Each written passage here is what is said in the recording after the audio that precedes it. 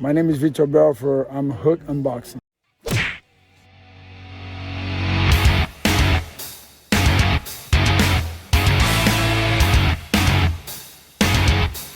Here at the Seminole Hard Rock Hotel and Casino in Hollywood, Florida, on behalf of the entire Triller Fight Club team led by Ryan Kavanaugh, also Bobby Starnovich as well. We thank you so much for tuning in to the pay-per-view. On the stage right now, we have all four winners who were victorious tonight on the pay-per-view portion. To my left, I have the Haymaker, David Hay, with the victory over Joe Fournier. Round of applause for David Hay. Welcome back to the ring. Also, the man to my immediate left, a victory over the former cruiserweight heavyweight champion of the world, the International Boxing Hall of Famer. He is now 2-0 as a professional boxer, and he looked fantastic tonight, ladies and gentlemen. The phenom, Victor Belfort. To my right, this young man has dealt with his fair share of adversity, and he has come out with a massive win. This fight was captivating. It gave you ebbs and flows. He couldn't even see, but he dug down deep and got a win. He punches his ticket to being the #1 contender for a world championship at 130 pounds. The entire country of Ireland should be so proud of this young man. Joe Carroll, ladies and gentlemen, with the win over Andy Vincent. And talk about highlight reel finishes. My goodness, was that lethal by the former UFC middleweight champion of the world. He turned back the clock and reminded me of that when he was knocking out Forrest Griffin and wiping out guys in his reign of dominance in the UFC. Comes out, dispatches of Tito Ortiz. I guess he doesn't even get paid by the round because it didn't last that long. Ladies and gentlemen, the Spider, Anderson Silva.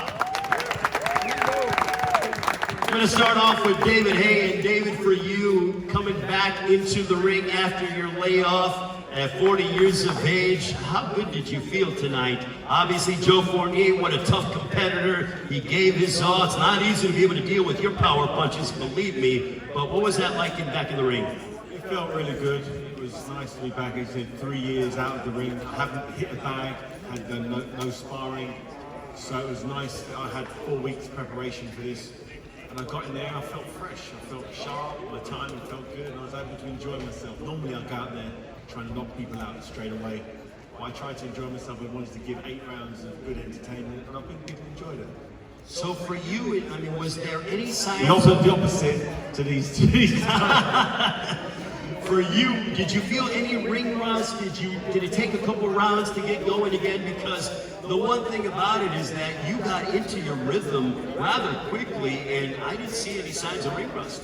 No, I felt really good. I felt sharp. My timing felt good. I could see the shots coming. I got caught with a few shots here and there, but I hadn't done much sparring for this. Usually I do probably 60, 70, 80 rounds of sparring per fight. This time I hardly did any. I felt sharp. I felt fresh. I've hurt my body over the years in training, really pushing myself.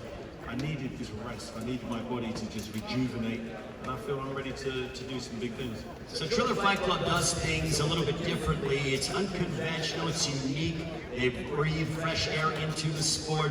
But you were interviewed right before you were getting ready to make your ring walk by our very own Ashley Haas. What was that like, being interviewed as you're getting ready to walk to the ring?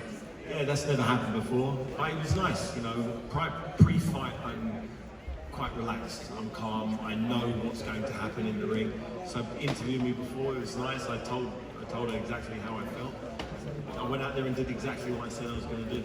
So coming into this fight with Joe Fournier, I want to know, because after the fight was over, for those that didn't see, you called out Tyson Fury. So what I want to know, because I'm curious, did you have Tyson Fury's name in your mind even before you fought Joe Fournier? It was sort of the thing like, let me see how I feel, let me see how I perform, and then if I'm good and I feel great, then I want him. It's been in my mind for a long time, since 2013 when we were scheduled to fight. The fight didn't happen, I got an injury.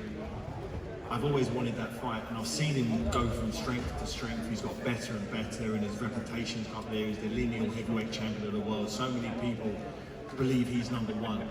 And if I'm going to come back into the sport of boxing in a real fight against, you know, someone special, that is the guy I know I can beat. I know his style, I know what he does well, and my attributes don't work for his style.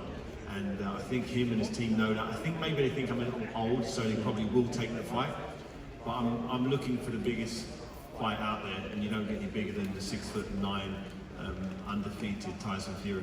My final question to you, David, if play devil's advocate here, what if he says he has a matchup against Deontay Wilder in October?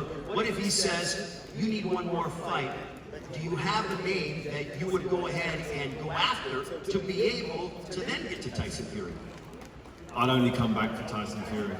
In my mind, I don't want to show him what I've got. You know, I was able to win this fight without showing the haymaker. I don't want him to know what I've got left, and I want to surprise him on the night.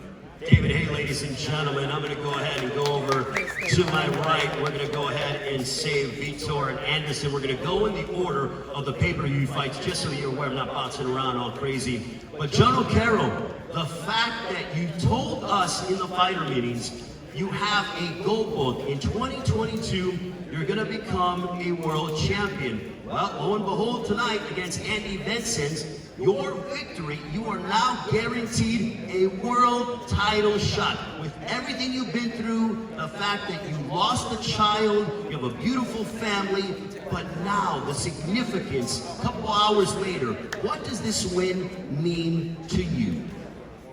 Yeah, it's fantastic. You know, I had a really rough year this year, but I always say you have to sacrifice, make big sacrifices in boxing, and in life, if you don't make those sacrifices, then your dreams become those sacrifices.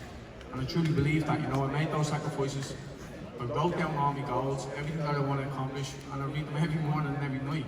So to me, it's not a matter of if or it's only when I'm going to accomplish these goals. And I actually have won a world title in 2021 or 2022, and then I have, or maybe before then, with a little smiley emoji, you know what I mean? So, God knows, but God just, or the universe, whatever you want to believe in, just placed this right in front of me, and He made this for the world title.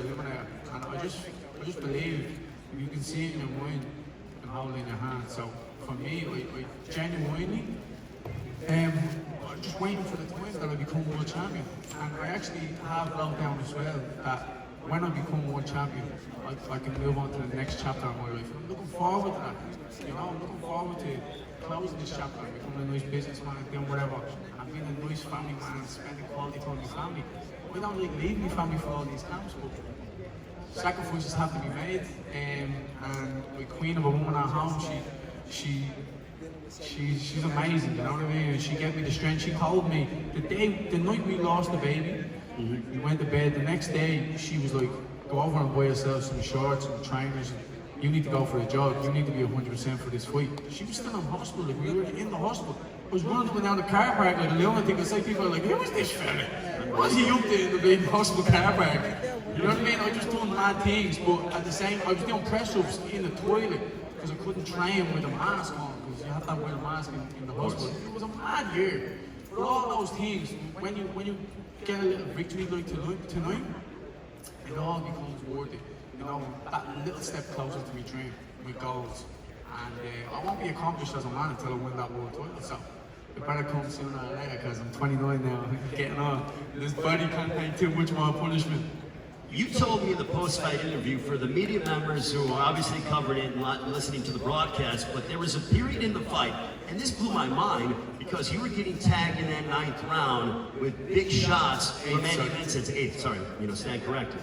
Yeah, I smashed him in that 9th round, so but, so you smashed him in the 9th round, but in the 8th, you couldn't see him. That's why the doctor was asking you, and you told me that you were pretty much blind in the fight, and you were fighting on guts and instinct. How did you even get through that round? Because you couldn't see. How's that even possible? Yeah, it was a nightmare. I've had way worse cuts than this in the past, but it's actually been longer and the blood dripped down to the side. But this time it was just right on the eyeball, and it kept dripping straight in my eye. And I was just, every time I blinked, I got like a a red blur and I couldn't see anything. And every time I tried to wipe it, he kept hitting me with a jab. I was like, oh. So then I started maybe dropping the hand, so I didn't wipe it. I was trying to just stay as far away from it as possible. And then he was catching me, tagging me with silly shots. But it was that little lapse of concentration. And when I walked back to that corner, I was just thinking, this goal book, like, I'm not going home. So it's the goal book. The goal book was in that You've been world champion in 2022. Yeah, I was literally walking there. I was like, I can't lose this because I'm not even tired. Like, I'm 100% here. I'm not losing this just because I can't see. I was like, I'm just going to close the distance and go to war. And I said it to my trainer before I sat down. He said, like, come on, we need to be winning these rounds. You're not losing them last 2 rounds. We need to win these rounds. And I said, boy, do you want me just to go to war with him? Like, just close that gap so at least if we throw and I'm close, I'm going to land. And he said, yeah, go to war with him. So we just went out there, put the pressure on him, and it was perfect. It worked. You know what I mean? Them last 2 rounds, what won me the fight. How proud are you? Because the one thing we know, fighters from Ireland, you guys come and you bring it every single time. Your country should be proud of you, but how proud are you to represent your country inside this ring on a global stage that was Triller Fight Club? Yeah, do you know what? I'm very proud, but I'm also my worst critic at the same time. I've been performing a million times better than what I performed in the gym. You know what I mean? So when we went back to the dressing room, me and my coach was like, we know that's not us. We know. I had 5 weeks only training for this fight, you know. So, and it wasn't correct. But at times I was on knife fields and I was sparring the next day. You know what I mean? So it wasn't correct. So we had one kind of at both ends. And then I was like, right, I went to Mexico and then at least the last 3 weeks we got serious then. But up to that point, it was like I was knife fields every second night. You know what I mean? It was hard work, but it's all worth it. You know, I'm going home. With my family being very proud of me, my country watching being proud of me, and my team, and sponsors and everything. I've made them proud. The most important thing, you have to close the show. Champions know how to close the show. You know what I mean? And I had to do that. But I had no other option. You know what I mean? And when it comes push or shove, it's either right, you bite down the gum shield and you become a champion. That's how winning is done. And finally, what do you want to tell the rest of the champions at 130? Because now you have the #1 contender status. Your next fight will be for the world title. What do you want to tell all the champions at 130 pounds? I'm coming. King Kong Carol is coming, and I can't wait, because when I have a 12-week camp, the previous camp went amazing, and I was so sharp, I was so fit. It was incredible. I was in the best shape of my life. And then I went home, and my baby came out of hospital, and then I was, you know, it was a crazy time. So this one wasn't correct. But when I'm 100% and I get a 12-week camp, I'm going to destroy all of them champions. I'm coming. And I don't even know the man's name who has the WBA, but I'm taking that belt. Sean O'Carroll, ladies and gentlemen, the #1 contender at 130 pounds. Anderson Silva, the former UFC middleweight champion of the world, turning back the clock, wiping out Tito Ortiz. Anderson, it was like I was watching you in 2008, 2009 with how you turned back the clock. How good did that win feel tonight over Tito Ortiz? Wow, I'm so happy, you know. I think my team working hard, I'm working hard, and I just try to enjoy every single moment I come inside the cage, inside the ring, you know, and to say thank you, God, for one more time, for giving me the opportunity to come in here and show my job. In such a vicious sport where, you know, you literally risk your life every single time you step inside this ring, how do you maintain your poise, your composure, and you're just so relaxed because you move so fluid and almost effortlessly? Wow. I think the training is tough, you know, and when I train with my partners, I feel ready for everything inside the ring, you know, and my coach trained me a lot. Coach Doria helped me to continue doing my job, you know, and Coach Nico too, and my partners, Eliezer, little Nico, my son Gabriel helped me a lot, my son Khalil too, and I'm so happy, you know, because when I train in the gym and I feel how much the guys beating me, it knocked me and say, whoa, I don't know, I don't go continue to that. I'm too old for that. And when my coach come and talk to me in the bedroom and say, hey, come on, wake up. it's your partners. Prepare you for, stay ready for war, and I'm here. Also, on the undercard, you had one of your students, a guy who looks up to you. You guys share the same last name, but you guys aren't related. And Izen Silva got his professional debut. He was successful. He had a unanimous decision victory. Did you watch his fight? And did that give you any extra motivation to come out and really put on a show? Because a guy who you literally brought to this country, a man who dreamed of training with you, has now gotten a professional victory and made his pro debut successfully under your card. Wow, I'm so happy, you know. And I talked to him and say, man, let me tell you something. You don't win this fight, I promise. I go put in the ground and go beat you. Because you knock me out all time in the gym. You can't fail in a fight, you know. But yeah, Eliezer is a good guy. He's a very good kid. He's my little brother. And I have I custom say, I say it all the time for my friends. I don't have friends in the gym. I have a family, and it is your part of my family.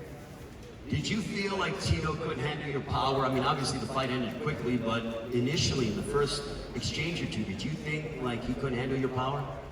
Wow, Tito is a great fighter, you know, and I prepare my body and my mind for war. And sometimes you win, sometimes you lose, and I'm winning this time, and I'm so happy. So what's next for the Spider? Who do you want? I don't know, I go home and stay with my family and continue learn more Wing Chun and training boxing. So Vitor wants Jake Paul, so I'm going to go ahead and, you know, I want to go ahead and bring up a name that Vitor was supposed to fight against, because I know that you want Jake Paul next. But what about potentially, if Vitor, if you don't fight Jake Paul or whatever the case may be, what about Anderson Silva and Oscar De La Hoya? Does that fight interest you? Wow, I think the fight interesting is Vitor, because Vitor is in the front of me, you know, and I think De La Hoya needs to fight with Vitor, and Jack Paul and your brother have a chance for a fight with me and Vitor, you know, it's a good fight.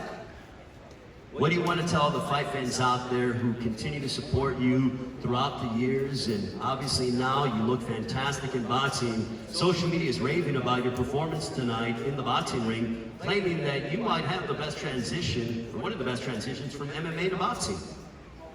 Wow, I trained boxing for my entire life. I remember the first time I'm in Brazil, I go to try out the soccer in a Corinthians team, and I come late, and I watch the guys running in the field, and I say, what is happening there? And I walk in, and the guys start training boxing, and with Vitor Ribeiro. He's a great coach, he's a great man, he's passed away, and asked me, you training boxing? I say, no, I come to try out the soccer play. And say, okay, but what happened? I'm late. Okay. When I hear your gloves and your shoes, come training. And I start training boxing. And I'm very lucky because when Minotauro take care of me and introduced me to Coach Doria and the whole team in Bahia, the champion. And I'm never stopped training boxing, you know, and I love. And, you know, it's funny and incredible for me because I love boxing, you know, and you're damn good at it, I'll tell you that. Yeah, and I just watching the Evander Holyfield, Mike Tyson, Roy Jones Jr., you know, and I say, whoa, one day maybe go fight the same level these guys. And I'm here today, you know, and I continue working hard to prove my respect for boxing community. Well, Anderson, congratulations on the victory. An impressive performance, a knockout win over Tito Ortiz. Now in the main event tonight, My goodness, I'm glad I don't have to stand across the ring from him because he's a dangerous human being. The Phenom, Vitor Belfort. Vitor, congratulations on the win. How would you classify this entire experience, fighting here on 9/11 in front of the 45th President of the United States doing commentary, Donald J. Trump, a packed house, electricity in this building, a worldwide pay-per-view audience watching on Triller Fight Club pay-per-view. What was this like for you tonight as you defeated Evander Holyfield in the first round? Legendary. That's what it is. It's a legendary moment. And like I said, we're going through a very tough season now. A lot of people lost their loved ones, and I know everyone becomes so political, everyone becomes so divided. In 9/11 is a time that so many people were affected in this country. I remember 20 years ago when we saw the first plane. It's like it was the end of the world. And to see today, we're so divided and people are fighting over things. People don't have patience anymore. So I think it was such a great environment today here. Great fights, great competition. And I think, you know, we all have to learn from boxing. What boxing have to teach you? You know, sometimes you have to duck, you have to skate, you have to move, you have to use your jab, you have to go for the knockout. But at the end of the day, it's a sport. So I think we all should be more caring for each other and uniting this country, a great country that is America. That's why we're here. We're immigrant, now I'm an American. So I'm very proud to be able to have that opportunity, having the Mr. President and his son coming here, entertaining us all, you know, dividing his time with all of us in a great moment, fighting in the car with great fighters. I'm very blessed now. How would you classify the experience of sharing the ring? Because all of you know, when you share the ring with an opponent, there is a bond that you share. There is something that you both exchange with one another. What was the experience like sharing the ring with the Hall of Famer, the former cruiserweight and heavyweight champion of the world, Evander Holyfield? You never judge by how many victories you have. You're judged by the guys you fought, you know, the fights that you fought. When you say, I went to Vietnam War, you know, you gotta respect that warrior. So it doesn't matter which side he was. So a warrior respecting another warrior, it doesn't matter. It's like martial arts teaches something different than boxing. Boxing is a sport, an art as well, but martial arts teaches you only are judged by the people you're competing against. Sometimes you have a beautiful record, but you know, you didn't compete with the greatest. So for me to be able to compete with Holyfield and watching him I remember I was fighting, I was the youngest champion fighting two guys at the same night. Holyfield was fighting for $30 million against Mike Tyson. And these two fight, you have to win $50,000 if you beat two guys. No weight division, was no organization back in the day. So it's a privilege. You know, boxing is being my martial arts, my top martial arts that I love it the most. Be able to transition and be able to come here and fighting one of the greatest heavyweight of all time. So it was a phenomenal opportunity for me. So after the fight was over, you go and Ryan Kavanaugh gets in the ring, and he said he has a $25 million winner take all. It was $25 million initially, and Bobby raised it. You did. You raised it. He raised five for Jake Paul, and they say Canelo is $40 million. So hold on, wait a minute. Let me get this correct. So it's $30 million for Jake Paul, and then $40 million for Canelo? Yes, how they can say no to that? So winner take all. Winner take all. So all are in. Exactly. So yeah. That's who you want next. You want either Jake Paul for $30 million, or you want Canelo for $40 million. If Oscar wants to, he wants to do it, he can be there too. But I know you, so either one of those three names, but if you had a list. Jake Paul. Jake Paul number one. He deserves it. And why is that? Because he deserves it. He's choosing his opponent. He's working with a guy he used to work with, Lorenzo, or ex-owner. He's picking his fight. Now he cannot say no to me. He gotta say yes. We gotta teach him a lesson. Do you think that with your performance tonight that you've painted him into a corner? If he say no, all his little fans, they're gonna come from. I'm gonna create a YouTube channel. They're gonna have to follow me.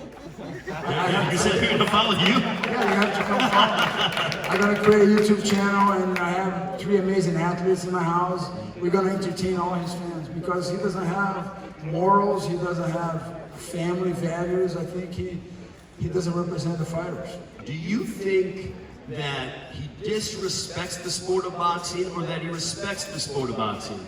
No, he's just, he's just getting the attention, and someone has to give him a whip. That's me. So you are coming from the mindset that you are the teacher and you want to teach this Father, student. You're I'm his gonna father. put him in my lap. Wow. So you say you're gonna He's gonna meet Daddy, Big Daddy. He's gonna meet Big Daddy. He's gonna call you Big Daddy? He has to. That's what You you're gonna watch. do? You watch. I promise you. Say Big Daddy. That's how he's gonna call me. Yeah, he's gonna make a tattoo. Okay, so he's gonna make a tattoo. So now we're even further in the storyline that you want him, if you beat him, if you guys fight. When? No, When? you use the right word. I said when. Yeah, no, you say if. Okay, well, I'm not the one in the negotiations, so I have to talk hypotheticals. Okay, when you guys fight, you want to go ahead and... He's gonna call me Big Daddy. That's all. So Jake And Paul he's gonna have to understand that it has levels. In life it has levels. First class, second class, third class. That's how teams works. So I assume you saw his last fight then against Tyron Woodley. Did you see I didn't anything see then? it. You didn't see it? Didn't see it. Okay, I so- don't buy this pay-per-view. Okay, well, I didn't either. I watched, the highlights, so nonetheless, I don't waste my money. it doesn't matter. So you I want him invest my next. money. I watch fighters, real fighters. If you can't get Jake Paul next, Oscar De La Hoya, we wish you all the best in a speedy recovery. Would that fight interest you? We were supposed to be in Los Angeles today, but obviously... He's the happiest man on the planet now, my friend. You think Oscar's the happiest man on the planet? Right today? Yeah. He's the happiest man on the planet. Really? Because he didn't fight you? You saw what's happening. I mean, I did. I'm just trying to get what your thoughts were. It's true. So you want, if you can't get Jake next, you're okay with fighting Oscar? 40 million. I want 40 million. You want Canelo next? Yeah, 40 million. It's on the table. How you say no to 40 million? Imagine. I mean, I wouldn't say no to Just 4 speak million. 4, 0. Much less 40 million. Oh my Damn. God, I'm down. But I want to get my ass kicked by you. So, anyways, what do you want to tell the fight fans out there that watch tonight? And obviously, you have this desire to continue your boxing career. But what do you want to tell the fight fans out there that watch tonight? I want to thank the fight fans, but my dream is to mix, really a little bit of roles where we can grab, So I'm looking for us MMA fighters really fight boxers in a fair way that bring advantage for us as well. Because the clinch, what we do the boxing and MMA is different. So I hopefully can grab the neck, push, grab the face. I'm not talking about spinning punching because boxers cannot handle that very much. It takes time to do it. But I mean, I would like to kind of make some legendary fights, where you can kind of bring the grabbing part, with the push and make it more free on the clinch. That's something that will intrigue the fans, and the fights will be huge. Big fights can be broken. I think Triller can shift the industry because when you combine both sport at the same night, at the same rules, that's gonna the amount of content and people will see something totally different. But until that happens, I will boxers. Well, Vitor, thank you so much. Congratulations. What a win. David Hay, Vitor Belfort, Jono Carroll, Anderson Silva. Congratulations to all. And I'm not saying this just because they're up here, but I've worked with these guys throughout the entire promotion, and they're all quality individuals. They're all great representations for combat sports, and we are very lucky that we were able to watch them display their world-class talent here tonight in Hollywood, Florida. On behalf of the entire Triller Fight Club team led by our boss, Ryan Calvino, thank you so much for joining us here tonight, and we will see you on Tuesday as we continue. You have one more? Ryan Calvino. He's going to be one of the greatest promoters who will be able to put fights that have never been done before. And we need to thank Mr. President Trump coming here and supporting us. And that was fantastic. And most importantly, Vitor, we want to thank the fans, because without your support, these guys, we would not have this opportunity. So thank you all very much. Thank you to the media who works very hard being away from their families. Thank you for your amazing coverage all week long. We thank you so much. We will see you on Tuesdays. We have boxing back here in Hollywood, Florida with Triller Fight Club, and then we go to the Versus battle. And then October 4th, Teofimo Lopez, George Kambosos, a Monday night pay-per-view. Who doesn't love that? Thank you very much for watching Triller Fight Club Legends 2. Have a great one. We'll see you later.